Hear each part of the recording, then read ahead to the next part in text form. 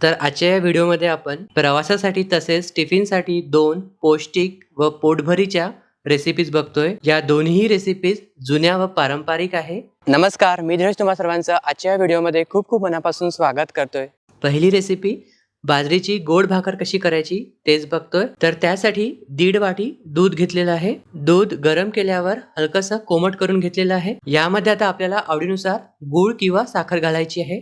तर ही जी बाजरीची गोड भाकर आहे तुम्ही लहान मुलांना डब्यामध्ये सुद्धा देऊ शकता, तसेच प्रवासामध्ये बिस्किटांच्या ऐवजी चहा बरोबर सुद्धा तुम्ही चहामध्ये बुडवून खाऊ शकता। पाणी न वापरल्यामुळे 2 ते 3 दिवस टिकते सुद्धा। भाकर जी आहे गोडसरच छान लागते, त्यामुळे साखर व गूळ आवडीप्रमाणे घालायचा। हे दूध अगदी गोडसर लागायला हवं। हा गूळ दुधामध्ये मिक्स करून घ्यायचा आहे। त्यानंतर परातीमध्ये 2 वाट्या बाजरीचं पीठ घेतलेलं आहे।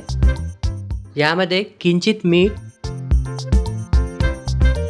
आणि जे गूळ मिक्स करून घेतलेलं दूध आहे ते यामध्ये गाळून घातलेलं आहे। बऱ्याचदा गुळामध्ये बारीक खडे असतात, त्यामुळे गाळून घेतलेलं आहे। आवश्यकतेनुसार थोडं थोडं घालून आपल्याला भाकरीसाठी जसा गोळा मळतो तसा गोळा मळून घ्यायचा आहे। भाकर करताना पीठ जे आहे नेहमी ताजं वापरायचं। खूप दिवस ठेवलेलं पीठ नाही घ्यायचं। पीठ मळून झालं की याचे 2 भाग केलेले आहेत। तर पहिला गोळा घेऊन व्हिडिओमध्ये दाखवल्यानुसार चाकी करून घ्यायची।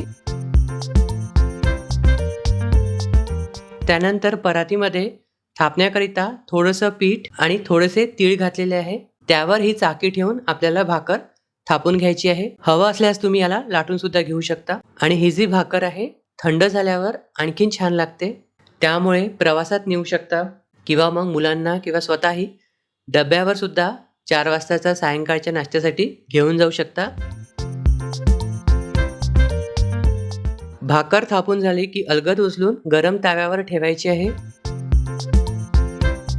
आणि वरतून दूध लावलेलं आहे। तुम्ही पाणी लावलं तरीही चालेल। नेहमीप्रमाणे भाकर जशी भाजतो तशी भाजून घ्यायची आहे। पहिली साईड थोड्या वेळ शिजवून घ्यायची, त्यानंतर पलटी करून खालची बाजू चांगल्यापैकी शिजवून घ्यायची आणि त्यानंतर उलटी करून आपल्याला गॅसवर फ्लेमवर शेकून घ्यायची आहे। ही जी भाकर आहे थोडीशी जाडसरच ठेवलेली आहे। तर इथे आपली ही भाकर शेकून झालेली आहे। गॅसवरून खाली उतरवल्यावर यावर तूप लावून घ्यायचं। तूप जे आहे यामध्ये छान मुरायला हवं, म्हणजे त्याला चव छान येते।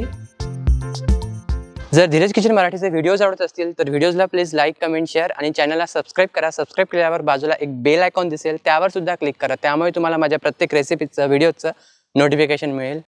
मसाला भाकर कशी करायची ते बघूया। तर त्यासाठी सर्वात अगोदर एक ठेचा तयार करून घ्यायचा। त्यासाठी 4-5 हिरव्या मिरच्या, 4-5 लसूण पाकळ्या, कोथिंबीर आणि कढीपत्ता याचा ठेचा तयार करून घ्यायचा आहे।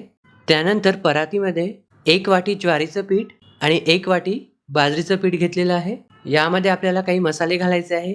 तर 1 चमचा धणेपूड, अर्धा चमचा जिरेपूड, चवीनुसार मीठ, अर्धा चमचा हळद, 1 मोठा चमचा तीळ, अर्धा चमचा कसुरी मेथी, पाव चमचा हिंग आणि जो ठेचा तयार करून घेतलेला आहे तो घेतलेला आहे। आता हे सर्व यामध्ये आपल्याला घालायचं आहे। त्यानंतर 2 ते 3 चमचे दही घातलेलं आहे। हे अगोदर कोरडंच मिक्स करून घ्यायचं आणि थोडं थोडं पाणी घालून भाकरीसाठी जसा गोळा मळतो तसा मळून घ्यायचा आहे। यापासून सुद्धा 2 भाकरी होतात। तर पहिला भाग घेऊन आणखीन चांगला मळून घ्यायचा।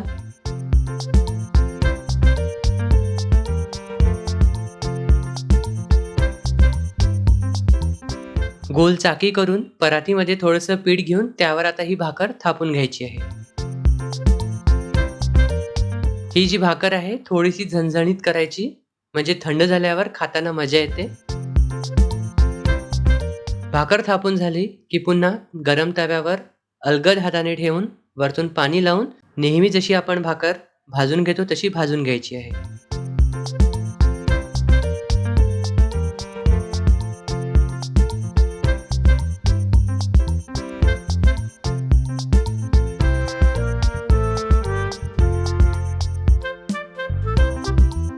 तर ही जी भाकर आहे गरम गरम छान लागते। वरतून तुम्ही यावर शेंगदाणा तेल घेऊ शकता किंवा तूप सुद्धा घेऊ शकता आणि अशीच खाऊ शकता। तर या दोन्ही रेसिपीज नक्की ट्राय करून बघाल। खूप वेगळ्या रेसिपीज आहे, जुन्या आहे, पारंपरिक आहे। अशाच मस्त मस्त रेसिपीजसाठी बघत रहा, घेत रहा आस्वाद महाराष्ट्राचा, फक्त कुठे तर धीरज किचन मराठीमध्ये। धन्यवाद।